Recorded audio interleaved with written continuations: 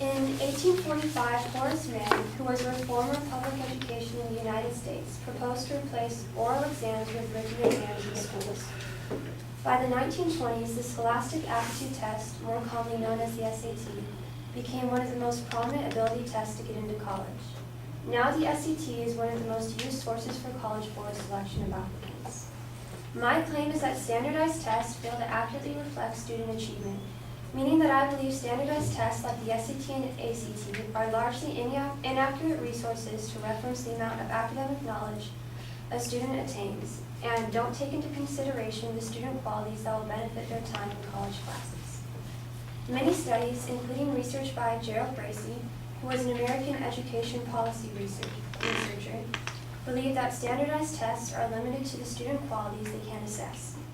He believed that colleges should take into consideration attributes like creativity, curiosity, and reliability, which are traits that standardized tests completely fail to evaluate. Additional research by a group of universities, including USC, found a strong correlation between poverty and poor test scores. The research found a tendency that equally intelligent students in less favorable financial conditions will still score lower than their more financially stable peers, which suggests that standardized tests are inaccurate in measuring student achievement and ability, but simply benefit those with better resources. A 5-year study by the University of Maryland found that placing such a high regard for standardized tests pressures teachers to teach the test instead of the class material, therefore replacing conceptual learning with memorization. The reason memorization is bad is because it is essentially surface learning, which studies find leads to no genuine understanding of the topic. This leads students to forget everything they memorized shortly after taking the test. Because of the high importance schools place on good grades, both teachers and students alike are just focused on the test material and ignore the class material. This means many straight-A students have no ability to apply their class knowledge instead of having a conceptual understanding of the material.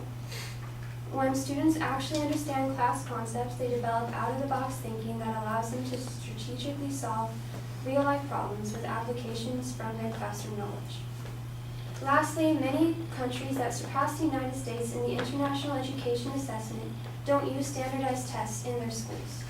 Finland, which ranked at the top of the International Education Assessment, doesn't use standardized tests. Interestingly enough, if their students do take standardized tests, they tend to excel better than American students, suggesting that the lack of pressure for students to excel in standardized tests puts more emphasis on conceptual learning and actually increases the likelihood of succeeding in standardized tests.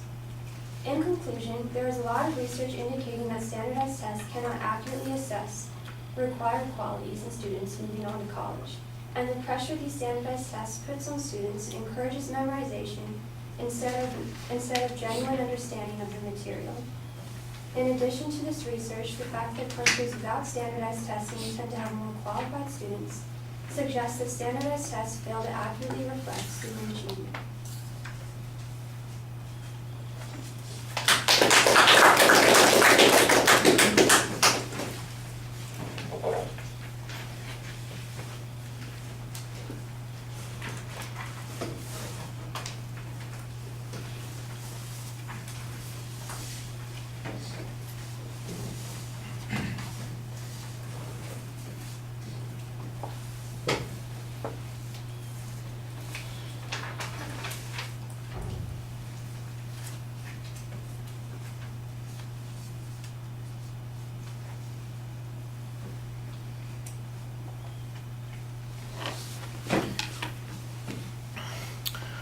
All right, Whitney, the proposition is clearly identified. There's no preview of what the supporting structure is going to be. I understand what the controversy is. That's okay. The presentation is not particularly well organized. There's a whole series of secondary issues that come up, but none of them are labeled, which makes it easier for us to follow. There's a kind of a stream of consciousness about how some of the evidence is supposed to follow some other evidence, which leads us to another conclusion, which leads us to a different conclusion. And I think that that's a little bit problematic. Presentations that don't, you could have information in the presentation and explanations, but be able to be convincing on this, you have to have some data. And that was the other thing that I think was a little bit problematic. Some of the data is a little thin.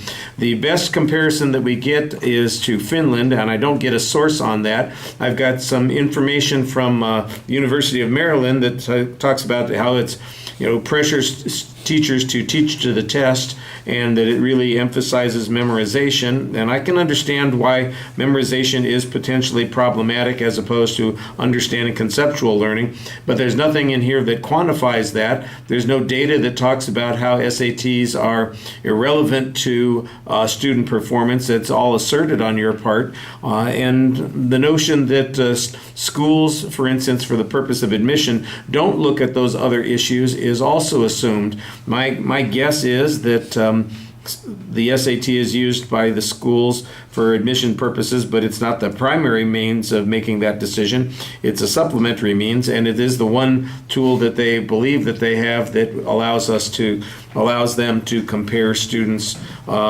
equitably on the same point. But if there's a problem with the way the tests are working because they only emphasize memorization and not conceptualization, that there would be other indicators of that, and that's not really, it's just very vague on what you've got there. I think there is a problem with these standardized tests, but I'm just not convinced that you've demonstrated that problem in your argument.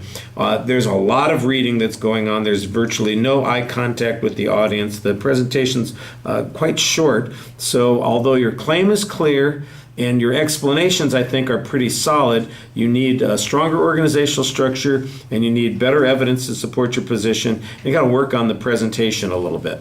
All right, thank you.